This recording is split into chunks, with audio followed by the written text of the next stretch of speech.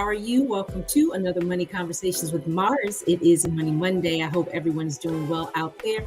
I have a lot that I want to cover today. We talked about some great stuff, right? We talked about budgeting. We talked about defining what we want. We talked about, planning out our purchases. We've talked about a lot, specifically mindset, because we know that regardless of having all the tools, even if we have them, if our mindset is not in a way where we can receive the advice, we're going to take the tools for granted. We're going to miss out on the tools. So we want to always renew our mindset. We have to have the proper mindset in order to win with money. It just is. Okay. So want to jump in and share my screen as I did before, because April is Financial Literacy Month. So I want to go over some components of financial literacy. So let's jump into that. So the 5 components of financial literacy are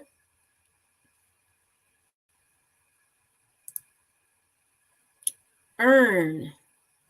Know how much income we have, right? So remember how we covered that when we were speaking about the budget and knowing how much our salary is, and then knowing that the difference between salary and income, salary is determined by the position. Our income is the total amount of money that we're bringing in the household. So we talked about that. Spend. We need to allocate our funds by budget. So we've talked about, putting those categories on the spreadsheet or writing them on your notepad and assigning an amount based on payday to those categories each time. Now, we talked about doing it for a month. However, you will get a clearer picture if maybe you do it by quarter. So let's say January, February, March, April, May, June. If you can look out a quarter, you will be able to really plan things out because you will have a full picture. So you may be starting out with a month, but I encourage you to graduate to doing it maybe 2 quarters at a time, or doing it for 6 months. Now, you may say, well, what if I have something unexpected? What works best is to put the things on the spreadsheet that are reoccurring, reoccurring mortgage rent, reoccurring car payment, reoccurring your savings, your investments, utilities. You get what I'm saying? So those are always going to remain. Those are not going to go anywhere. Unless, a car payment, obviously, depending on the loan length, that's going to eventually go away. But unless your car is going to be paid off this year, that's going to be there every single month. But can you imagine being able to look 4 months down the road and already have an idea of how much money you have at the end of the month? So you're able to plan out trips and plan out things, special occasions and things of that nature. It just makes life a little bit easier, in my opinion. All right, so save and invest. Saving and investing, we talked about that. So building an emergency fund, that's saving an emergency fund for, my tire is flat, my transmission went out, hot water tank went out, AC went out, emergencies, things where we're going into that fund and we're using that money. We put it away for that purpose, okay? Investing regularly. So that means we're putting money away long-term. We're putting away money for retirement. We're planning out our purchases, just like we talked about before. So saving and investing. And remember, saving can be short-term or long-term. So that's why I threw in planning out the purchases, because planning out a long-term purchase could be, I don't know, maybe someone is celebrating a milestone anniversary and they're going to take their dream trip. So that may require, 2 or 3 years of planning. If you're there, if not, it's okay. A short-term planning out of a purchase may be, you're noticing that, your car may be on its last leg. And so it's like, okay, I'm putting away money for this down payment, so my payment won't be as high. Monthly payment won't be as high. So things of that nature. All right, next we have borrow. Now, depending on who you are, you may or may not believe in borrowing. I tell some of my clients who have never heard of this, but there are people who really do purchase their cars in cash. It's a thing. People may save. You may see people, and I laughed today because I was thinking about someone I knew who drove the same old car for the longest time. I know several people that way. And when they went to purchase their new car, they were so excited and they had put away a lot of the money. So either their car payment was very little, minimal, or they paid for it.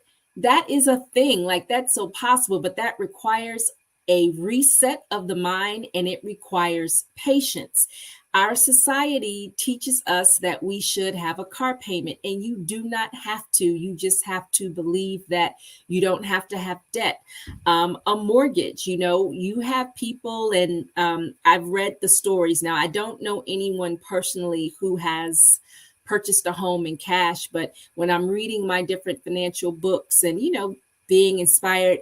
And again, these people are not movie stars and things of that nature, because I think for some of us, when we think about someone purchasing a car, purchasing a home, almost paying it off up front, we think about someone famous. And again, there are millionaires walking around. You would look them over because they don't look like anything we see on social media, which half of that stuff is done just on social media. Folks, let me tell you, someone shared with me recently in Atlanta how in the Buckhead area, you will have 8, 9 people in these ritzy places, and they're just using their money to shop and shop and shop and shop. And then they become social media influencers, and then they're influencing the youth, the young people, and then I would say the naive, that you can get this money really quick, and you dress like a movie star and you're all over social media, and people are trying to figure out how you're doing it. And this person may not have the responsibilities of your everyday individual who's going to work. So we need to do our research. We need to use good judgment and make sure we're maintaining a healthy credit. Why do you want to maintain a healthy credit? I'm sure you already know this, because if you decide to borrow, you want someone to say yes. Okay. And then saving your money, being patient, investing for a home, investing for a car. When people invest their money, they're putting their money into the global market. They put a little bit in at a time, or when they get big bonuses or large sums that may be extra, putting it into an investment, expecting a larger return. That's what investing is all about. Savings, you're not really going to earn a lot of interest when you're saving, because remember, that money is used for, expenses that you would have in the near future, opposed to the investing. So it is very possible to purchase a home in cash or pay half of it. I have known several people to pay their homes off early. They do what they can. They put money aside. But like I'm saying again, it's all about the mindset, keeping your debt low and deciding if it's worth it. If you go to my Facebook page, I have, it's called Wealthy Wednesdays, and I had this hour and some change conversation with a really good friend. Really admire her for her financial decisions, and we just had a great time. And it was kind of funny talking to her, because I'm asking her questions that I know. She shares a lot with me over the years, and then when you're friends with someone, you're on the front seat of their life, so you see the different things and the patience that she has. And her thing is, when she did not, I remember her telling me that her first 2 cars were purchased in cash. They were $5,000 or less, and she drove these cars till the wheels, fell off. Then when it was time for her to level up a little bit, she purchased the car in cash. And she said, when you go to borrow, when you get ready to borrow, they own you. And she did not want to feel like she was owned and pinned down with this amount of money. So she drove the same car for a long length of time, watching other people buy cars and, that sort of thing. She remained strong, had patience. And when it was time for her to buy a really nice vehicle, she purchased it in cash. She's amazing. That's why I had to talk to her and get her on, because people need to hear that it's possible. Again, we live in this society that says we're supposed to have debt. We're always going to be in debt. We live in this American society that spins, overspends, and it does not have to be that way. And, I think about even my grandparents. They did the best with what they had, but I'm going to tell you, my grandfather bought his cars in cash, and they weren't like little, what did my mom used to call them? I forget what she used to call cars, like the point A to point B cars. She had a name for them. It'll come to me, but they were nice cars, and he would buy them in cash. And he was a carpenter, which to me is an amazing career because he built things with his hands, and he built homes, and he collected rent. And, he was doing these things back in the day before it was social media popular. So, it's always impressive to go and speak to someone with gray hair. They understand patience. They are not of the microwave society, and they have so much wisdom to give. Trust me, go find someone with gray hair and talk to them, because social media will tell you a different story. And if you follow it, not knowing all the details behind those pretty pictures, you're going to get yourself in trouble. Trust. All right. Next, we have protect.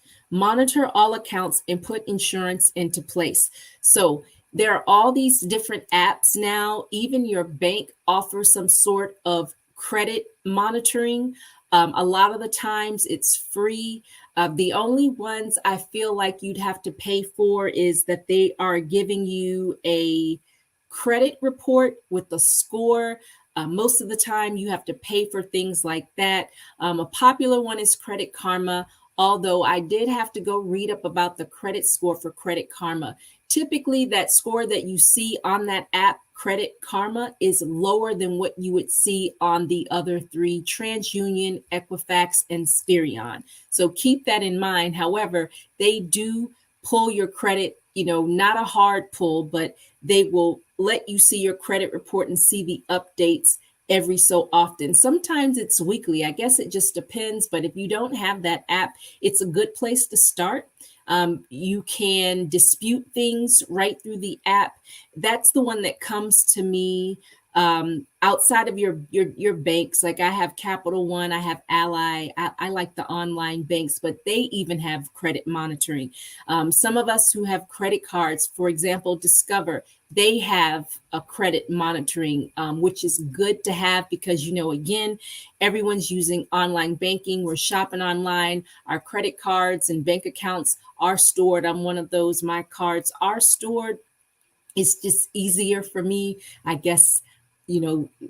My uncle, I talked to him and he said, no, he's not doing that. But then my other uncle's like, oh, please, I put all my information in there and set it up on auto draft because he likes his high credit score. So he keeps it that way. The other one, too, has a very nice credit score, but he likes to pay his manually, whichever works for you. However, you still want to monitor all your accounts. Now, protect. Putting your insurance in place. That's very, very, very important because if you are working, you are the breadwinner in the home. If anyone is depending upon your income, you should have insurance because if you leave the house and you never come back, you have to wonder what is going to happen to them. What is going to happen to the people I've left behind? What is going to happen to the dreams, the goals, the plans that we had? Or does everything end with me? That's kind of depressing, right? Someone passes away and they may have talked to their children about, maybe going into business, maybe going to college, some sort of trade school or leaving the house for it to be in the family. The person has no insurance, they die and they have to sell off everything and not continue on with the plans, or it's harder, it takes longer. that's awful. So we want to put our protection in place. And with that, that brings me to what I want to discuss today. And I'm going to stop sharing and I'm going to share again because we're going to write some things down. Hopefully you can take some notes. We're going to talk about term insurance. I'm talking about the term insurance first because it's cheaper, right? So I'm going to write that here. Term insurance is cheaper. What makes it term? Why do we call it term? Because it has a term. So you may have 10 years, you may have 15 years, you may have 20, 25, 30, 35. Now, these terms are going to vary based on your age and sometimes whether you smoke or not. Insurance for smokers is expensive. Now, there are products out there that I could speak with you about that are a little lower. Some products, they're given a little more grace today, which is a good thing. However, you just want to stop, right? Because now you're a risk because it's been researched, it's in print, it's in video, it's all over the place. Smoking kills, like it just does. It's a slow death. It really is. I hate to say it, but it is what it is. And even if you make it to old age, I can name off people who start to have problems with their lungs. Their lungs age faster, and then you're seen as a risk. That's why they charge you more, because it's like, okay, you have this habit that studies have proven, there's a Surgeon General's warning on the pack. You know what I mean? So it's proven that you're going to have health issues. So we may have to pay out on you quicker than the other people who don't smoke. And that isn't them discriminating. Those are the facts. And I'm sure you can Google it and read it. A funny story, my daughter and son in elementary school went to school and they're teaching them about health and lungs, and they learned all about smoking and how awful it was. And so we were around a relative who smokes, and they just went into training mode on what smoke does to lungs. And the older relative just sat and looked at them, and then at the end of their speech or their seminar, they told them to mind their business, and it was hilarious. They weren't mean to the kids, but you know how old school is like, don't tell me about what I'm doing. I'm grown, that type of thing. But even the kids know it's not good for you anyway. So let's move on. So term life is cheaper. Term insurance is called term because it has a term. Now, the other thing with term life is you can get riders, and on any policy, you're able to get riders. So what are riders? These are add-ons that you can get on your policy. And the add-ons are great because you have things like terminal illness. So let's say when you got your policy, you became terminally ill down the road, terminally ill, and you can call your company, or my company specifically. You can call and let them know. Terminal illness means the doctor has given you a time frame. They are estimating that based on this illness, you have 3 months, 6 months, a year. You report that to the company. Obviously, doctor's note, doctor's letterhead, they're going to follow up on it. So you can't be making stuff up. And then they're going to give you money from the policy, from the term policy, the face value. What is the face value? Face value is whether the amount that you're purchasing, I like to say renting money. You're renting money. The thing about term is you're renting the money until you're building the wealth. Let's write that down. You're renting money while you build wealth.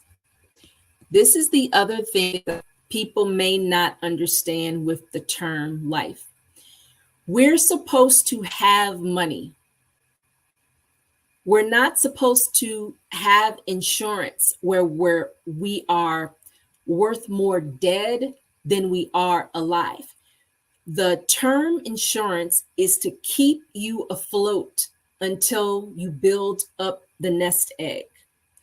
It takes a renewing of the mind to think that you would retire with a few million in the bank had you invested. Now, people who don't invest their money, they're going to be worth more dead than alive because they probably have a policy that not only covers burial, but it's for the inheritance. It's to take care of the home. It may be for whatever reason. Some people only have enough for the burial because they think that the insurance is just for that. Insurance is for your inheritance. It's your estate that you're living in, that you're leaving behind, right? So the terminal illness rider is for you while you're alive. The face value of the policy, that is what you're leaving behind if you don't use the terminal illness, okay? And the percentage that you can take from the face value for the terminal illness, it varies, right? So I don't want to get into the specifics of that. So let's go back to renting money to build wealth. So you see these terms that we discussed. So let's just say I'm talking to a 40-year-old who does not have an insurance policy. Now, let me also say this. Insurance on the job is not insurance. It's a certificate. It's not an insurance policy that you own. The employer owns it. It is not customized. You didn't take a test for it. They have no idea of your health, which is dangerous to only have that because you have not read all the caveats. You've not read the fine print. You don't know what day you need to die for your family to get the money. You don't know what you can die from. They may say, well, heart attack is not covered. Car accident is not covered. Hold on, that person was on maternity leave. They weren't covered. They were out on sick leave. They weren't covered. Oh, they were on vacation. We're not covering them. It is very dangerous to only have insurance on the job because you have a certificate, you do not have a policy. And if you don't believe me, go to work tomorrow and said, may I see my policy?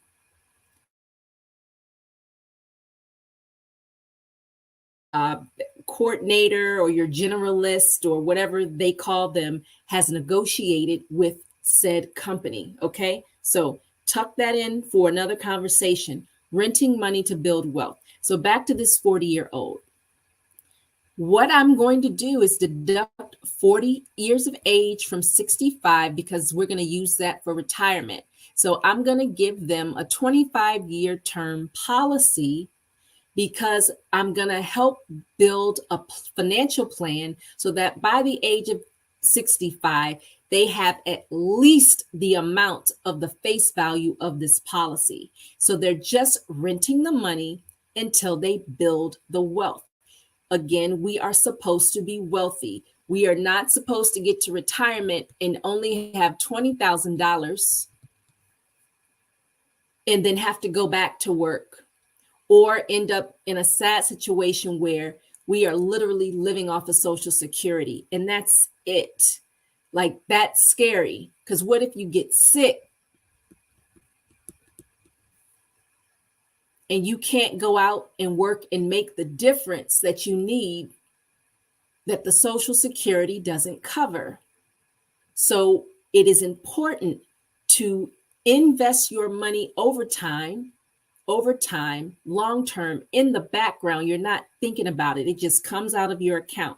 So by the time you get to that period of life where you're thinking, I want to come out of the workforce, you may be able to come out early because you have invested on a regular basis. It's never too late to start. A story about a business colleague of mine. Now, she's lucky because at her age, she invested. So she has lots of investment money, right? However, she came out of the workplace after working there 30 some plus years never getting a policy outside of the job. They gave her $20,000. $20,000. Has anyone paid for a funeral?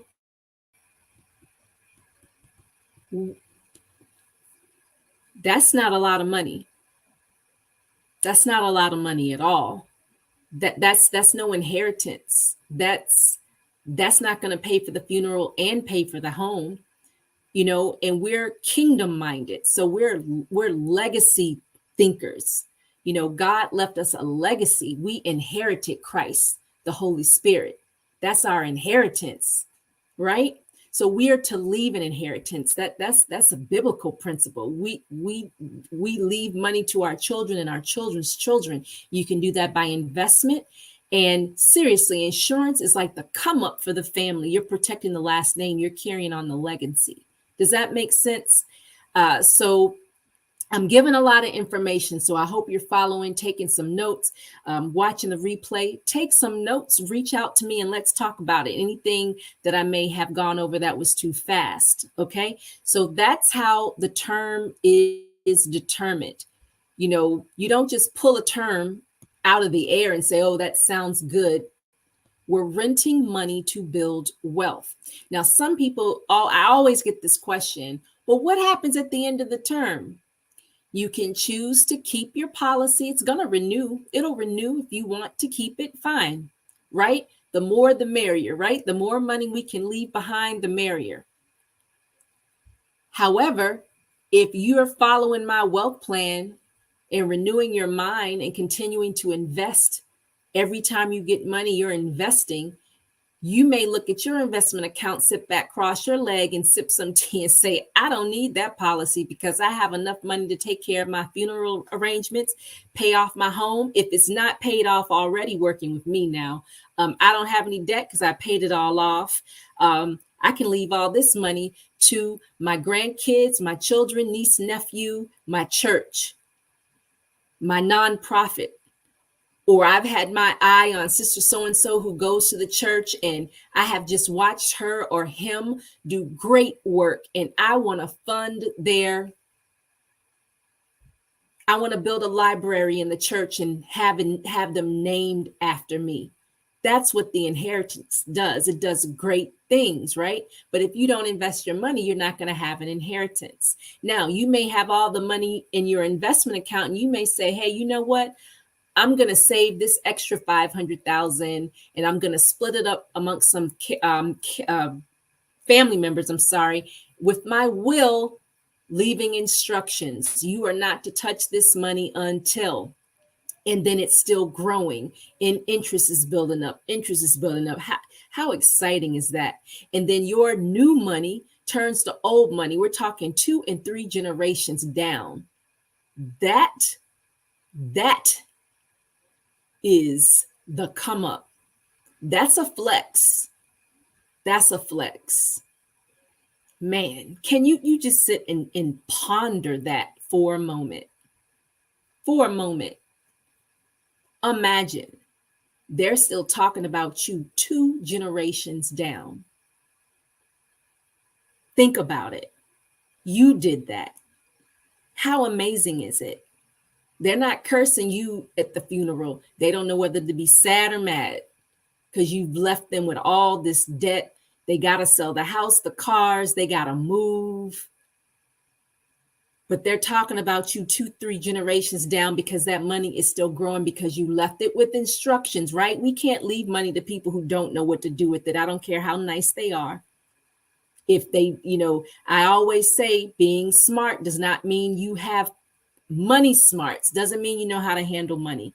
Degrees mean absolutely nothing, because honestly, statistics show that a lot of really educated, smart people have horrible money skills. And especially when they make a lot of money, it comes easy for some now, but you can Google that. You can Google it.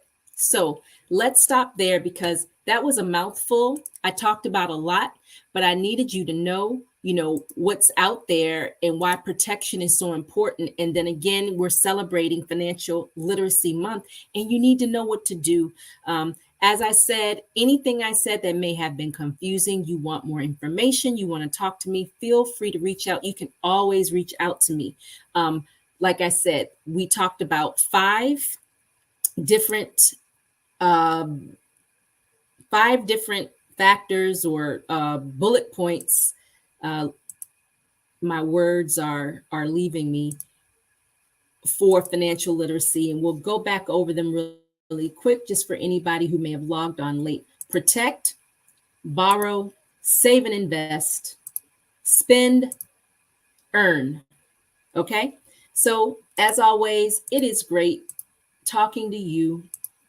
As I said, please contact me for your financial needs, your questions, information. I'm always here to help. Even if it's something that I cannot help you with, I can find the answers because I have a lot of colleagues in the financial industry. And so, referrals, referring you to them is always great. As long as you get what you need, that's what's important. Okay. So again, nice hanging out with you. You all have a great day. And until next time, see you on the next Conversations with Mars. Talk soon.